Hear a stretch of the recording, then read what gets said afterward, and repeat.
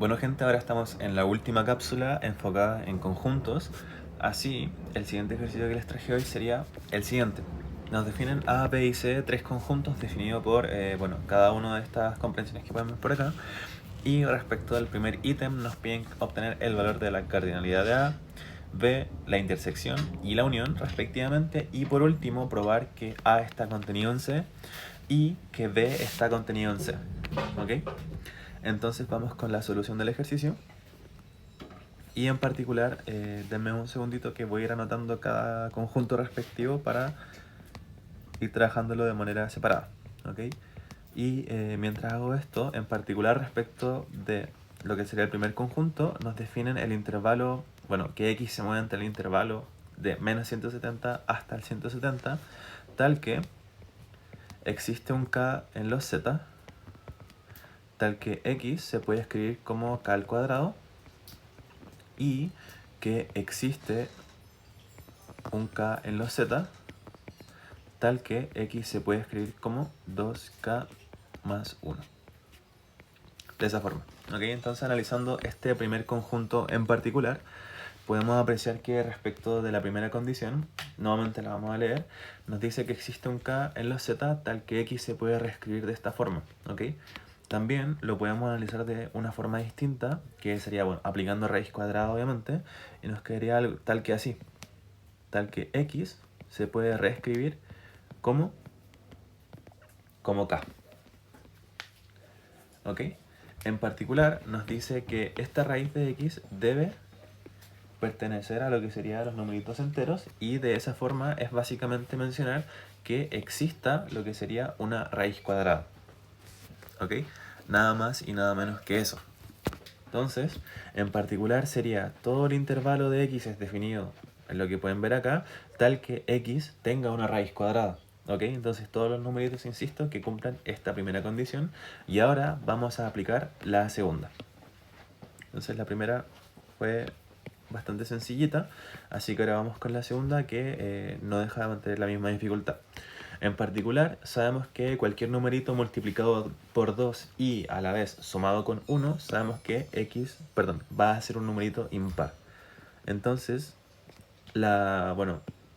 si resumimos esta segunda condición, es que x es impar, ahí mejor dicho. ¿Ok? Y por acá x tiene raíz cuadrada.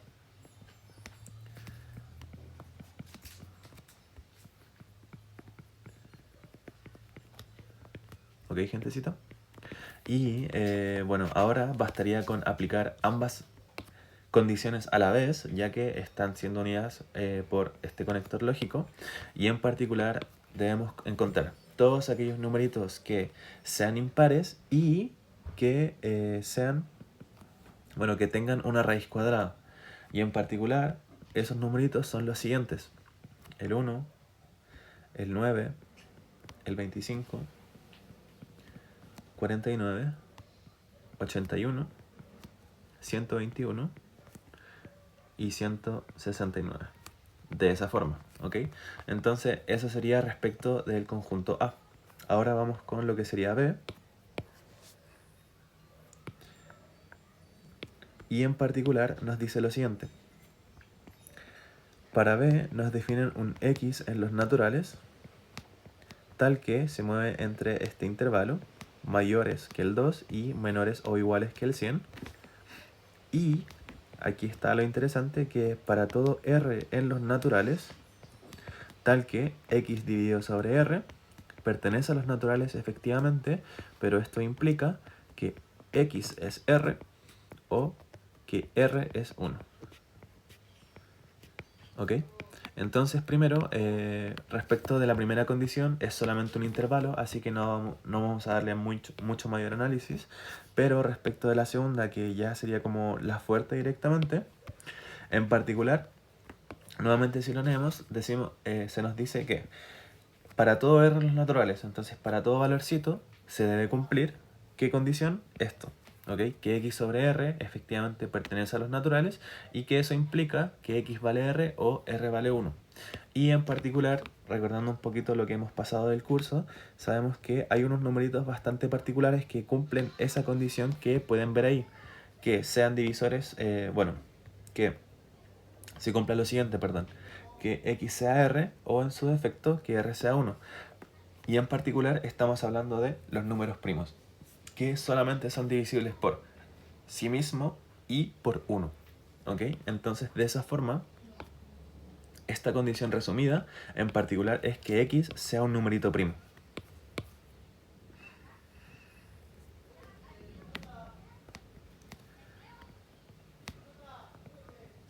Es un número primo.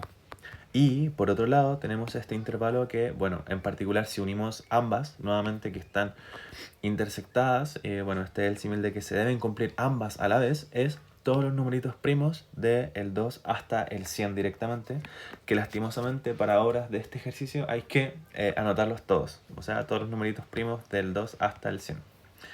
Un poquito latero, pero bueno. En particular sabemos que va a ser 3, 5, 7, 11. Bueno gente, ahora estamos en la última cápsula enfocada en conjuntos. Así, el siguiente ejercicio que les traje hoy sería el siguiente. Nos definen A, B y C tres conjuntos definidos por cada una de estas comprensiones que podemos ver por acá. Y respecto al primer ítem nos piden obtener el valor de la cardinalidad de A, B, la intersección y la unión respectivamente. Y por último, probar que A está contenido en C y que B está contenido en C. ¿Ok? Entonces vamos con la solución del ejercicio. Y en particular, denme un segundito que voy a ir anotando cada conjunto respectivo para ir trabajándolo de manera separada. ¿Ok? Y mientras hago esto, en particular respecto de lo que sería el primer conjunto, nos definen el intervalo, que x se mueve entre el intervalo de menos 170 hasta el 170, tal que existe un k en los z, tal que x se puede escribir como k al cuadrado, y que existe un k en los z, tal que x se puede escribir como 2k más 1. De esa forma. ¿Ok? Entonces, analizando este primer conjunto en particular, podemos apreciar que respecto de la primera condición, nuevamente la vamos a leer, nos dice que existe un k en los z tal que x se puede reescribir de esta forma. ¿Ok? También lo podemos analizar de una forma distinta, que sería, aplicando raíz cuadrada obviamente, y nos quedaría algo tal que así, tal que x se puede reescribir como k. ¿Ok? En particular nos dice que esta raíz de x debe pertenecer a lo que serían los numeritos enteros, y de esa forma es básicamente mencionar que exista lo que sería una raíz cuadrada. ¿Ok? Nada más y nada menos que eso. Entonces, en particular sería todo el intervalo de x es definido en lo que pueden ver acá, tal que x tenga una raíz cuadrada. ¿Ok? Entonces todos los numeritos, insisto, que cumplan esta primera condición. Y ahora vamos a aplicar la segunda. Entonces la primera fue bastante sencillita, así que ahora vamos con la segunda, que no deja de mantener la misma dificultad.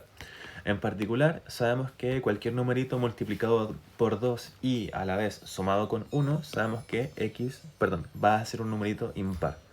Entonces, si resumimos esta segunda condición, es que x es impar, ahí mejor dicho. ¿Ok?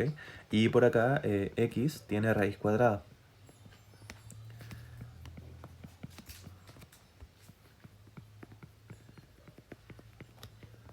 ¿Ok, gentecita? Y ahora bastaría con aplicar ambas condiciones a la vez, ya que están siendo unidas por este conector lógico. Y en particular debemos encontrar todos aquellos numeritos que sean impares y que que tengan una raíz cuadrada. Y en particular esos numeritos son los siguientes: el 1, el 9, el 25, 49, 81, 121 y 169. De esa forma, ¿ok? Entonces, eso sería respecto del conjunto A. Ahora vamos con lo que sería B. Y en particular nos dice lo siguiente. Para B nos definen un x en los naturales, tal que se mueve entre este intervalo, mayores que el 2 y menores o iguales que el 100.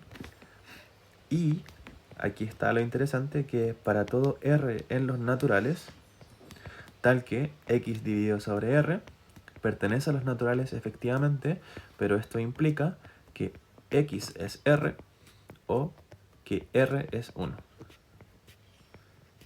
¿Ok? Entonces, primero, respecto de la primera condición, es solamente un intervalo, así que no vamos a darle mucho mayor análisis.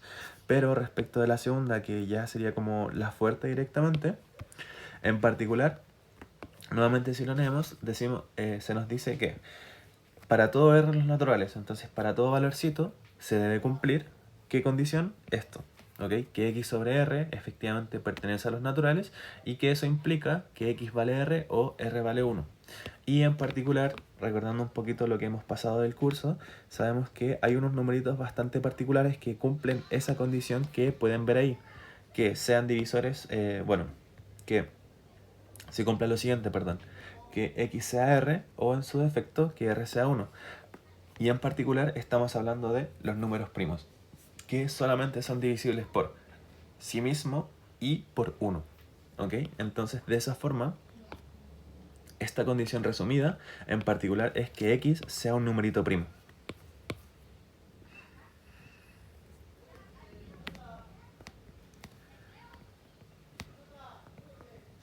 Es un número primo. Y por otro lado tenemos este intervalo que, bueno, en particular si unimos ambas, nuevamente que están intersectadas, este es el símil de que se deben cumplir ambas a la vez, es todos los numeritos primos del 2 hasta el 100 directamente, que lastimosamente para horas de este ejercicio hay que anotarlos todos, o sea, todos los numeritos primos del 2 hasta el 100. Un poquito latero, pero bueno. En particular sabemos que va a ser 3, 5, 7, 11. Sería el 13, 17, 19, 23, 29, 31, 37, 41, 43, 53, 59, 61, 67, 71, 73, 79, 83, 89 y 97. De esa forma. Y ahora en particular en hora de, este primer ítem no nos están preguntando respecto de C respectivamente, pero aún así lo vamos a trabajar. Y en particular nos dice lo siguiente. C nos menciona que X pertenece nuevamente al conjunto de los naturales, tal que no existe un P en los Z, tal que X se puede escribir como 4P menos 2. De esa forma, ¿ok? En particular, nosotros vamos a reescribir lo que sería esa condición de la siguiente manera. Vamos a escribir como que X es 2 veces 2P menos 1, ¿ok? Y sabemos en particular que cualquier numerito que sea escrito de esta forma es un numerito par. Pero en particular, como nos dice que no existe un P en los Z tal que se pueda escribir de esta forma, eso implica que X no se puede escribir, o bueno, no es un numerito par, un número par. ¿Por qué no es un número par? Porque nos dice que no existe un P en los Z tal que podamos escribirlo de esa forma, y así esto implica que X es un número impar. ¿Ok? De esa forma en particular, el conjunto C van a ser todos los X en los naturales que sean impares. Entonces, claro, tiene sentido que no nos piden en algún momento obtener la cardinalidad así de lo que sería C. ¿Ok? Luego, respecto de lo que serían las cardinalidades de cada uno de estos conjuntos de A y B respectivamente, tenemos que directamente empezar a contarlos, ¿cierto? Tenemos que la cardinalidad de B va a ser directamente, bueno, contar todos estos numeritos, que va a ser 4, 5, 6, 7, 8, 9, 10, 11, 12, 13, 14, 15, 16, 17, 18, 19, 20, 21, 22, 23. Serían 23 numeritos, ¿cierto? Y creo que se me pasó uno.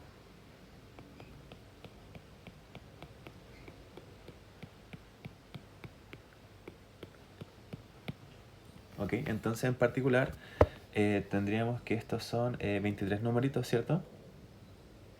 Donde me faltó uno que es en particular el que estoy viendo aquí, que es el 47.